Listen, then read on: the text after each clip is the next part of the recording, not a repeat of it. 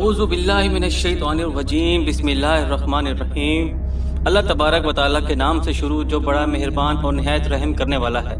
ناظرین، حضور اقدس صلی اللہ علیہ وآلہ وسلم کا زمانہ بچپن ختم ہوا اور جوانی کا زمانہ آیا تو بچپن کی طرح آپ صلی اللہ علیہ وآلہ وسلم کی جوانی بھی عام لوگوں سے نرالی تھی۔ اعلان نبوت سے پہلے آپ علیہ السلام کی تمام زندگی بہترین اخلاق اور عادات کا خزانہ تھی۔ سچائی، دیانتداری، وفاداری، وعدے کی پاسداری، بزرگوں کی عظمت، چھوٹوں پر شفقت، رشتہ داروں سے محبت، قوم کی خدمت، دوستوں سے ہمدردی، عزیزوں کی غمگساری، غریبوں اور مفلسوں کی خبر گیری،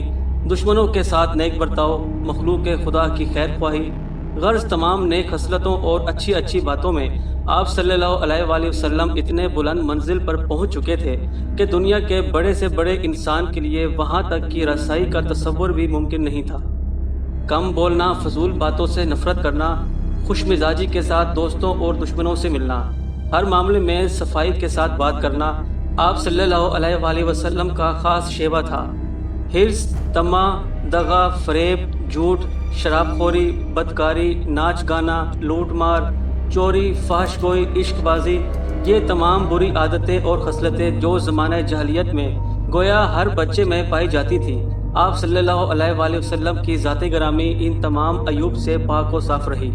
آپ صلی اللہ علیہ وآلہ وسلم کی راست بازی اور امانت و دیانت کا پورے عرب میں چرچا تھا، اور مکے کے ہر چھوٹے بڑے کے دل میں آپ صلی اللہ علیہ وآلہ وسلم کے برگزیدہ اخلاق کا اعتبار اور سب کی نظروں میں آپ صلی اللہ علیہ وآلہ وسلم کا ایک خاص وقار تھا۔ اعلان نبوت سے پہلے جو لوگ آپ صلی اللہ علیہ وآلہ وسلم کے مخصوص دوستوں میں سے تھے وہ سب نہایت ہی بلند اخلاق، عالی مرتبہ اور باوقار لوگ۔ ان میں سب سے زیادہ قریب حضرت ابو بکر رضی اللہ تعالی عنہ تھے، جو آپ صلی اللہ علیہ وآلہ وسلم کے ساتھ سفر میں اور تجارت میں آپ صلی اللہ علیہ وآلہ وسلم کے ساتھ ہمیشہ ساتھ رہتے تھے۔ اسی طرح حضرت خدیجۃ الکبریٰ رضی اللہ تعالی عنہ کے چچا زاد بھائی حضرت حکیم بن حزام رضی اللہ تعالی عنہ، جو قریش کے نہایت ہی معزز رئیس تھے اور جن کا ایک خصوصی شرف یہ ہے کہ ان کی ولادت خانہ کعبہ کے اندر ہوئی تھی، یہ بھی آپ صلی اللہ علیہ وآلہ وسلم کے مخصوص احباب میں سے تھے اور خصوصی امتیازی حیثیت رکھتے تھے۔ حضرت زمان بن سالبہ رضی اللہ تعالی عنہ، جو زمانہ جاہلیت میں طباوت اور جراحی کا پیشہ کرتے تھے، یہ بھی احباب خاص میں سے تھے۔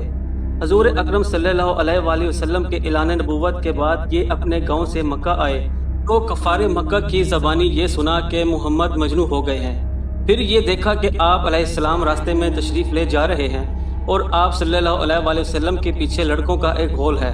جو شور مچاتا جا رہا ہے۔ یہ دیکھ کر حضرت زماد بن سالبہ رضی اللہ تعالی عنہ کو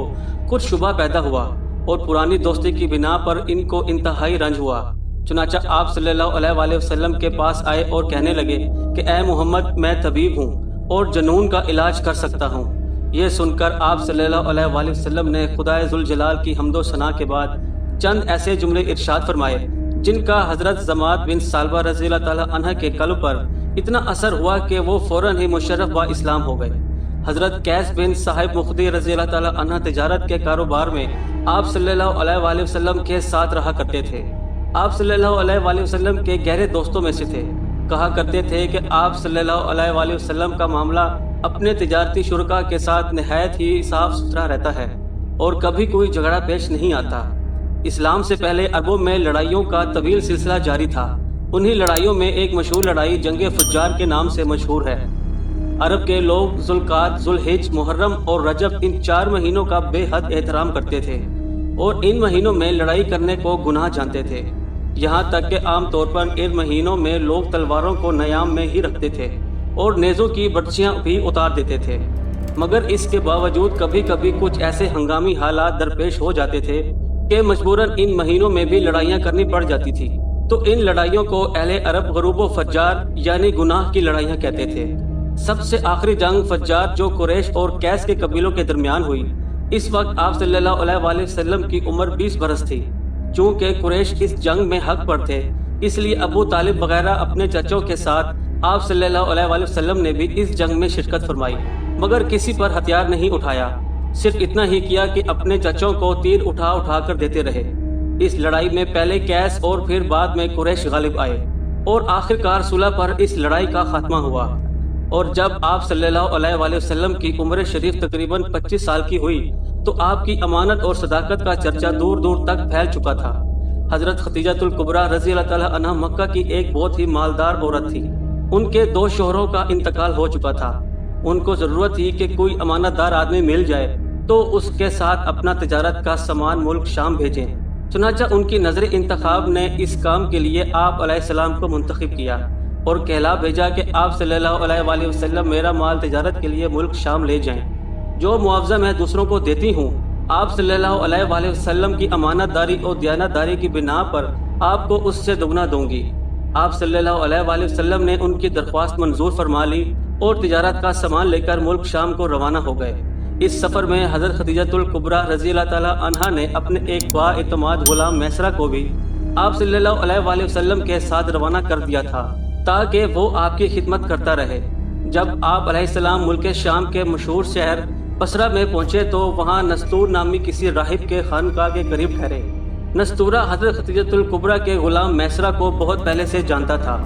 آپ علیہ السلام کی صورت دیکھتے ہی نستورہ میسرہ کے پاس آیا اور دریافت کیا کہ اے میسرہ، یہ کون شخص ہیں جو اس درخت کے نیچے اترے ہوئے ہیں؟ میسرہ نے جواب دیا کہ یہ مکہ کے رہنے والے ہیں اور خاندان بنو ہاشم کے چشم و چراغ ہیں۔ ان کا نام محمد ہے اور لقب امین ہے۔ نستورہ نے کہا کہ سوائے نبی کے اس درخت کے نیچے آج تک کبھی کوئی نہیں ٹھہرا، اس لیے مجھے کامل یقین ہے کہ نبی اور آخری زماں یہی ہیں، کیونکہ آخری نبی کی تمام نشانیاں جو میں نے تورات اور انجیل میں پڑھی ہیں وہ سب ان میں دیکھ رہا ہوں۔ کاش میں اس وقت تک زندہ رہتا جب یہ اپنی نبوت کا اعلان کریں گے اور میں ان کی بھرپور مدد کرتا اور پوری جان نثاری کے ساتھ ان کی خدمت گزاری کرتا اور پوری جان نثاری کے ساتھ ان کی خدمت گزاری میں ہی اپنی عمر گزار دیتا۔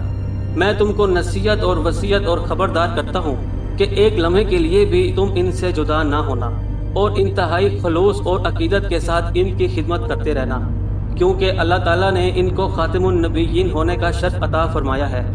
حضور اکرم صلی اللہ علیہ وآلہ وسلم بصرہ کے بازار میں بہت جلد تجارت کا مال فروخت کر کے مکہ مکرمہ واپس آ گئے۔ واپسی پر جب آپ کا قافلہ شہر مکہ میں داخل ہونے لگا تو حضرت بی بی خدیجہ الکبریٰ رضی اللہ تعالیٰ عنہا ایک بالا خانے پر بیٹھی ہوئی قافلے کی آمد کا منظر دیکھ رہی تھی۔ جب ان کی نظر آپ صلی اللہ علیہ وآلہ وسلم پر پڑی تو انہیں ایسا نظر آیا کہ 2 فرشتے آپ صلی اللہ علیہ وآلہ وسلم کے سر پر دھوپ سے سایہ کیے ہوئے ہیں۔ حضرت خدیجہ الکبریٰ رضی اللہ تعالیٰ عنہ کے قلب پر اس نورانی منظر کا ایک خاص اثر ہوا اور وہ عقیدت اور انتہائی محبت کے ساتھ کی حسین جلوہ دیکھتی رہیں۔ پھر اپنے غلام میسرہ سے انہوں نے کئی دن کے بعد اس کا ذکر کیا تو میسرہ نے بتایا کہ میں تو پورے سفر میں یہی منظر دیکھتا رہا اور اس کے علاوہ میں نے بہت سی عجیب و غریب باتوں کا مشاہدہ بھی کیا۔ پھر میسرہ نے راہب نستورہ کی گفتگو اور اس کی عقیدت اور محبت کا تذکرہ بھی کیا۔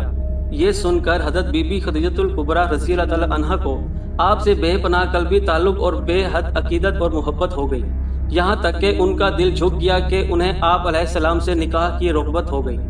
حضرت بی بی خدیجہ الکبریٰ رضی اللہ تعالیٰ عنہا مال و دولت کے ساتھ انتہائی شریف اور عفت مآب خاتون تھیں۔ اہل مکہ ان کی پاک دامنی اور پارسائی کی وجہ سے ان کو طاہرہ یعنی پاک باز کہا کرتی تھی۔ ان کی عمر 40 سال کی ہو چکی تھی۔ ان کا پہلا نکاح ابو حالہ بن زارہ تمیمی سے ہوا تھا۔ وہ ہند بن ابو حالہ اور حالہ بن ابو حالہ پیدا ہو چکے تھے۔ پھر ابو حالہ کے انتقال کے بعد حضرت خدیجہ الکبریٰ رضی اللہ تعالیٰ عنہا کا دوسرا نکاح عتیق بن عابد مخزومی سے ہوا تھا۔ ان سے بھی 2 اولاد ہوئی، ایک لڑکا عبداللہ بن عتیق اور ایک لڑکی ہند بن عتیق۔ حضرت خدیجہ الکبریٰ رضی اللہ تعالیٰ عنہا کے دوسرے شوہر عتیق کا بھی انتقال ہو چکا تھا۔ بڑے بڑے سرداران قریش ان کے ساتھ عقد نکاح کے خواہش مند تھے، لیکن انہوں نے پیغاموں کو ٹھکرا دیا تھا۔ مگر حضور پاک صلی اللہ علیہ وآلہ وسلم کے پیغمبرانہ اخلاق اور عادات کو دیکھ کر، آپ علیہ السلام کے حیرت و انگیز حالات کو سن کر، یہاں تک کہ ان کا دل آپ کی طرف مائل ہو گیا اور خود بخود ان کے قلب میں آپ سے نکاح کی رغبت پیدا ہو گئی۔ کہاں تو بڑے بڑے مالداروں اور شہر مکہ کے سرداروں کے پیغاموں کو رد کر چکی تھی اور یہ طے کر چکی تھی کہ اب 40 برس کی عمر میں تیسرا نکاح نہیں کروں گی، اور کہاں خود ہی آپ علیہ السلام کی پھپھی حضرت صفیہ رضی اللہ تعالیٰ عنہ کو بلایا جو ان کے بھائی عوام بن خبیل کی بیوی تھی۔ ان سے آپ علیہ السلام کے کچھ ذاتی حالات کے بارے میں مزید معلومات حاصل کی۔ پھر نفیسہ بنت امیہ کے ذریعے خود ہی آپ علیہ السلام کے پاس نکاح کا پیغام بھجوایا۔ مشہور امام سیرت محمد بن اسحاق نے لکھا کہ اس رشتے کو پسند کرنے کی جو وجہ حضرت خدیجہ الکبریٰ رضی اللہ تعالی عنہ نے خود آپ صلی اللہ علیہ وآلہ وسلم سے بیان کی، وہ یہ ہے کہ میں نے آپ صلی اللہ علیہ وآلہ وسلم کو ان کی سچائی اور اچھے اخلاق کی وجہ سے پسند کیا تھا۔ حضور اکرم صلی اللہ علیہ وآلہ وسلم نے اس رشتے کو اپنے چچا ابو طالب اور خاندان کے دوسرے بڑے بوڑھوں کے سامنے پیش فرمایا۔ بھلا حضرت خدیجہ الکبریٰ رضی اللہ تعالی عنہ جیسی پاک دامن شریف، عقل مند اور مالدار عورت سے شادی کرنے کو کون نہ کہتا۔ سارے خاندان والوں نے نہایت ہی خوشی کے ساتھ اس رشتے کو منظور کیا اور نکاح کی تاریخ مقرر ہوئی، اور آپ صلی اللہ علیہ وآلہ وسلم اور حضرت حمزہ رضی اللہ تعالی عنہ اور ابو طالب وغیرہ اپنے چچاؤں اور خاندان کے دوسرے افراد شرفائے بنی ہاشم اور سرداران مضر کو اپنی بارات میں لے کر حضرت بی بی خدیجہ الکبریٰ رضی اللہ تعالی عنہ کے مکان پر تشریف لے گئے اور نکاح طے پایا۔ اس نکاح کے وقت ابو طالب نے نہایت ہی فصیح و بلیغ خطبہ پڑھا۔ اس خطبے سے بہت اچھی طرح اس بات کا اندازہ ہو جاتا ہے کہ اعلان نبوت سے پہلے آپ کے خاندانی بڑے بوڑھوں کا آپ صلی اللہ علیہ وآلہ وسلم کے متعلق کیسا خیال تھا، اور آپ کا اخلاق اور عادات نے ان لوگوں پر کیسا اثر ڈال رکھا تھا۔ ابو طالب کے اس خطبے کا ترجمہ کچھ یوں ہے کہ تمام تعریفیں اس خدا کے لیے ہیں جس نے ہم لوگوں کو حضرت ابراہیم علیہ السلام کی نسل اور حضرت اسماعیل علیہ السلام کی اولاد میں سے بنایا، اور ہم کو مود اور مضر کے خاندان میں پیدا فرمایا، اور اپنے گھر کعبہ کا نگہبان اور اپنے حرم کا منتظم بنایا، اور ہم کو علم و حکمت والا گھر، امن و احرام عطا فرمایا، اور ہم لوگوں پر حق اور ہم کو لوگوں پر حاکم بنایا۔ یہ میرے بھائی کے فرزند محمد بن عبداللہ ہیں۔ یہ ایسا جوان ہے کہ قریش کے جس شخص کا بھی اس کے ساتھ موازنہ کیا جائے یہ اس سے ہر شان میں بڑا ہوا ہی رہے گا۔ ہاں، مال اس کے پاس کم ہے، لیکن مال تو ایک ڈھلتی ہوئی چھاؤں ہے اور عدل بدل ہو جانے والی چیز ہے۔ اما بعد میرا بھتیجا محمد وہ شخص ہے جس کے ساتھ میری قرب و محبت کو تم لوگ اچھی طرح سے جانتے ہو۔ وہ خدیجہ بن خولید رضی اللہ تعالی عنہ سے نکاح کرتا ہے اور میرے مال میں سے 20 اونٹ مہر مقرر کرتا ہے، اور اس کا مستقبل بہت ہی تابناک، عظیم الشان، جلیل القدر ہے۔ جب ابو طالب اپنا یہ ولولہ انگیز خطبہ ختم کر چکے تو حضرت بی بی خدیجہ رضی اللہ تعالی عنہ کے چچا زاد بھائی ورقہ بن نوفل نے بھی کھڑے ہو کر ایک شاندار خطبہ پڑھا، جس کا مضمون کچھ اس طرح سے ہے: خدا ہی کے لیے حمد ہے جس نے ہم کو ایسا ہی بنایا جیسا کہ اے ابو طالب آپ نے ذکر کیا، اور ہمیں وہ تمام فضیلتیں عطا فرمائی جن کو آپ نے شمار کیا۔ بلا شبہ ہم لوگ عرب کے پیشوا اور سردار ہیں، آپ لوگ بھی تمام فضائل کے اہل ہیں۔ کوئی قبیلہ آپ لوگوں کے فضائل کا انکار نہیں کر سکتا، اور کوئی شخص آپ لوگوں کے فخر و شرف کو رد نہیں کر سکتا۔ لہٰذا اے قریش، تم گواہ رہو کہ خدیجہ بنت خولید رضی اللہ تعالی عنہ کو میں نے محمد بن عبداللہ کی زوجیت میں دیا 400 مسکال مہر کے بدلے۔ غرض حضرت خدیجہ رضی اللہ تعالی عنہ کے ساتھ آپ علیہ السلام کا نکاح طے پایا، اور آپ صلی اللہ علیہ وآلہ وسلم کا خانہ معیشت ازدواجی زندگی کے ساتھ آباد ہو گیا۔ حضرت بی بی خدیجہ رضی اللہ تعالی عنہ تقریباً 25 برس تک آپ صلی اللہ علیہ وآلہ وسلم کی خدمت میں رہیں، اور ان کی زندگی میں آپ صلی اللہ علیہ وآلہ وسلم نے کبھی دوسرا نکاح نہیں فرمایا، اور آپ صلی اللہ علیہ وآلہ وسلم کے ایک فرزند حضرت ابراہیم رضی اللہ تعالی عنہ کے سوا باقی آپ کی تمام اولاد حضرت خدیجہ رضی اللہ تعالی عنہ کے بدن سے پیدا ہوئی۔ حضرت خدیجہ رضی اللہ تعالی عنہ نے اپنی ساری دولت آپ صلی اللہ علیہ وآلہ وسلم کے قدموں پر قربان کر دی،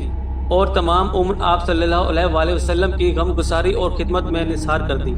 آپ علیہ السلام کی راست بازی اور امانت و دیانت کی بدولت خداوند عالم نے آپ علیہ السلام کو اس قدر مقبول و خلائق بنا دیا، اور عقل سلیم اور بے مثال دانائی کا ایسا عظیم جوہر عطا فرما دیا کہ کم عمری میں آپ صلی اللہ علیہ وآلہ وسلم نے عرب کے بڑے بڑے سرداروں کے جھگڑوں کا ایسا لاجواب فیصلہ فرما دیا کہ بڑے بڑے دانشوروں اور سرداروں نے ان فیصلے کی عظمت کے آگے سر جھکا دیا، اور سب نے آپ صلی اللہ علیہ وآلہ وسلم کو اپنا حاکم اور سردار عظیم تسلیم کر لیا۔ چنانچہ اس قسم کا ایک واقعہ تعمیر کعبہ کے وقت پیش آیا، جس کی تفصیل کچھ یوں ہے۔ جب آپ صلی اللہ علیہ وآلہ وسلم کی عمر 35 برس کی ہوئی تو زوردار بارش سے احرام کعبہ میں ایسا عظیم سیلاب آیا کہ کعبہ کی عمارت بالکل ہی کمزور ہو گئی۔ حضرت ابراہیم اور حضرت اسماعیل علیہ السلام کا بنایا ہوا کعبہ بہت پرانا ہو چکا تھا۔ عمالقہ کبیرہ، جرم کسی وغیرہ اپنے اپنے وقتوں میں اس کعبے کی تعمیر اور مرمت کرتے رہتے تھے، مگر چونکہ عمارت نشیب میں تھی اس لیے پہاڑوں سے برساتی پانی کا بہاؤ کا زوردار دھارا وادی مکہ میں سے ہو کر گزرتا تھا، اور اکثر احرام کعبہ میں سیلاب آ جاتا تھا۔ کعبہ کی حفاظت کے لیے بالائی حصے میں قریش نے کئی بند بنا رکھے تھے، مگر وہ بند بار بار ٹوٹ جاتے تھے۔ اس لیے قریش نے یہ طے کیا کہ عمارت کو ڈھا کر پھر سے کعبہ کی ایک مضبوط عمارت بنائی جائے جس کا دروازہ بلند اور چھت بھی ہو۔ چنانچہ قریش نے مل جل کر تعمیر کا کام شروع کیا۔ اس تعمیر میں آپ صلی اللہ علیہ وآلہ وسلم بھی شریک ہوئے اور سرداران قریش کے دوش بدوش پتھر اٹھا اٹھا کر لاتے رہے، اور مختلف قبیلوں نے تعمیر کے لیے مختلف حصے آپس میں تقسیم کر لیے تھے۔ جب عمارت حجر اسود تک پہنچ گئی تو قبائل میں سخت جھگڑا کھڑا ہو گیا۔ ہر قبیلہ یہی چاہتا تھا کہ ہم ہی حجر اسود کو اٹھا کر دیوار میں نصب کریں تاکہ ہمارے قبیلے کے لیے یہ فخر و اعزاز کا باعث بن جائے۔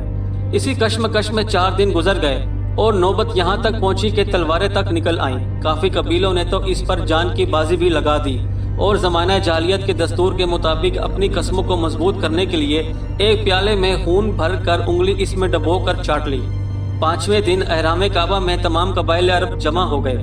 اس جھگڑے کو طے کرنے کے لیے ایک بوڑھے شخص نے یہ تجویز پیش کی کہ اگلے دن جو شخص بھی صبح سویرے اس کعبہ میں داخل ہوگا اس کو ہی سرپنچ مان لیا جائے گا، اور جو وہ فیصلہ دے گا سب اس کو تسلیم کریں گے۔ چنانچہ سب نے یہ بات مان لی، اور خدائے جل شانہ کی شان دیکھیے کہ صبح کو جو شخص احرام کعبہ میں داخل ہوا وہ حضرت محمد مصطفیٰ صلی اللہ علیہ وآلہ وسلم کی ذات اقدس تھی۔ آپ کو دیکھتے ہی سب پکار اٹھے کہ واللہ یہ امین ہے، لہٰذا ہم سب ان کے فیصلے پر راضی ہیں۔ آپ صلی اللہ علیہ وآلہ وسلم نے اس جھگڑے کا فیصلہ اس طرح فرمایا کہ پہلے آپ نے یہ حکم دیا کہ جس قبیلے کے لوگ حجر اسود کو اس کے مقام پر رکھنے کے مدعی ہیں ان کا ایک ایک سردار چن لیا جائے۔ چنانچہ ہر قبیلے والوں نے اپنا ایک ایک سردار چن لیا۔ پھر آپ صلی اللہ علیہ وآلہ وسلم نے اپنی چادر مبارک بچھا کر حجر اسود کو اس پر رکھا اور سرداروں کو حکم دیا کہ سب لوگ اس چادر کو تھام کر مقدس پتھر کو اٹھائیں۔ چنانچہ سب سرداروں نے چادر کو اٹھایا اور حجر اسود کو اپنے مقام پر پہنچایا گیا۔ تو آپ صلی اللہ علیہ وآلہ وسلم نے اپنے ہاتھوں سے اس مقدس پتھر کو اٹھا کر اس کی جگہ پر نصب کر دیا۔ خانہ کعبہ کی عمارت بن گئی، لیکن تعمیر کے لیے جو سامان جمع کیا گیا تھا وہ کم پڑ گیا۔ ایک طرف کا کچھ حصہ باہر چھوڑ کر نئی بنیاد قائم کر کے چھوٹا سا کعبہ بنا لیا گیا۔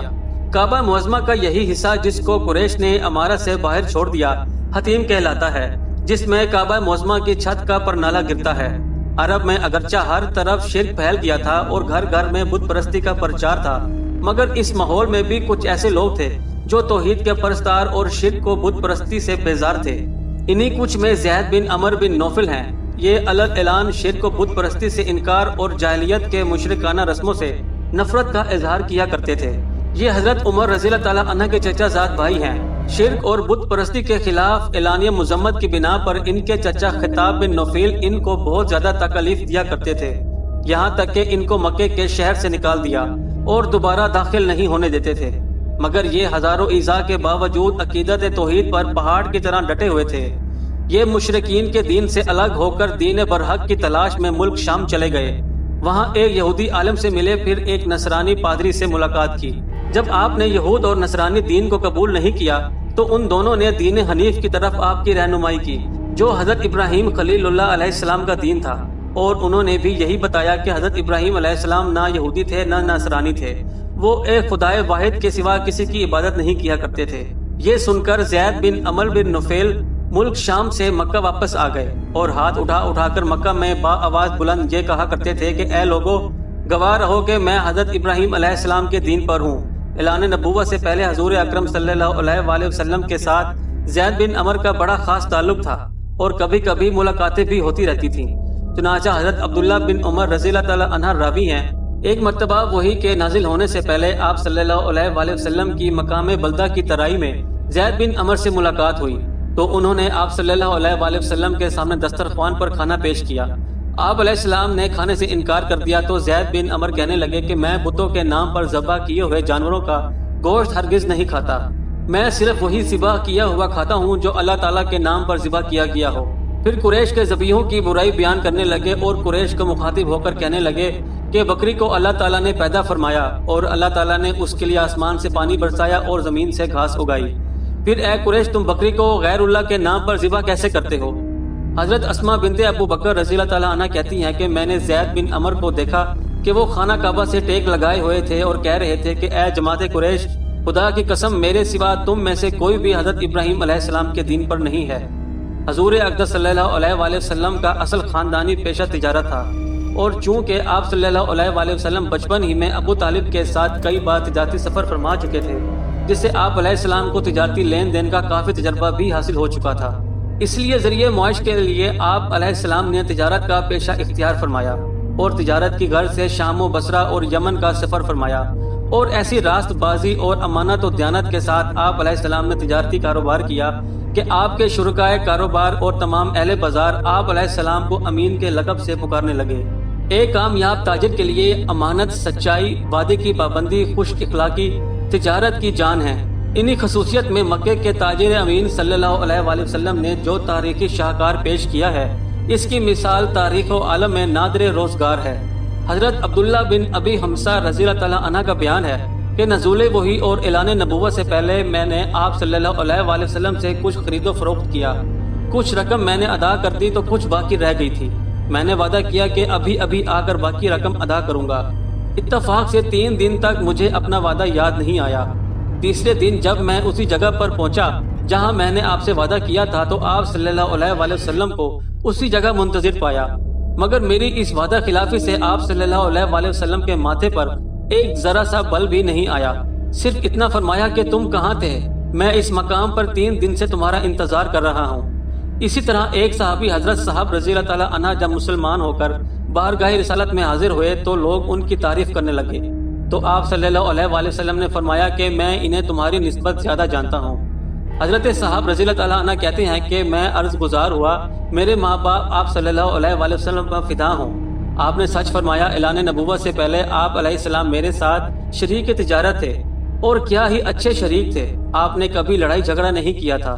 غرض نزول وحی اور اعلان نبوت سے پہلے بھی آپ صلی اللہ علیہ وآلہ وسلم کی مقدس زندگی اخلاق حسنہ اور محاسن فعال کا مجسمہ اور تمام عیوب اور نقائص سے پاک و صاف رہی۔ چنانچہ اعلان نبوت کے بعد آپ صلی اللہ علیہ وآلہ وسلم کے دشمنوں نے انتہائی کوشش کی کہ کوئی ادنا سا عیب یا ذرا سی خلاف تہذیب کوئی بات آپ علیہ السلام کی زندگی کے کسی دور میں بھی مل جائے تو اس کو اچھال کر آپ علیہ السلام کے وقار پر حملہ کر کے لوگوں کی نگاہوں میں آپ کو ذلیل و خوار کر دیں، مگر تاریخ گواہ ہے کہ ہزاروں دشمن سوچتے سوچتے تھک گئے، لیکن کوئی ایسا واقعہ بھی نہیں مل سکا جس سے وہ آپ صلی اللہ علیہ وآلہ وسلم پر الزام لگا سکتے تھے۔ لہٰذا ہر انسان اس حقیقت کے اعتراف پر مجبور ہے کہ بلا شبہ آپ علیہ السلام کا کردار انسانیت کا ایسا غیر معمولی کردار ہے جو نبی صلی اللہ علیہ وسلم کے سوا کسی دوسرے کے لیے ممکن ہی نہیں ہے۔ یہی وجہ ہے کہ اعلان نبوت کے بعد سعید روحیں آپ علیہ السلام کا کلمہ پڑھ کر تن، من اور دھن کے ساتھ اس طرح آپ صلی اللہ علیہ وآلہ وسلم پر قربان ہونے لگیں کہ ان کے جان نثاروں کو دیکھ کر شمع کے پروانوں نے جان نثاری کا سبق سیکھا۔ اللہ تعالیٰ سننے والوں کو ایمان کامل عطا فرمائے اور آپ صلی اللہ علیہ وآلہ وسلم کی زندگی کا نمونہ اپنی زندگیوں میں اپنانے کی توفیق عطا فرمائے، آمین۔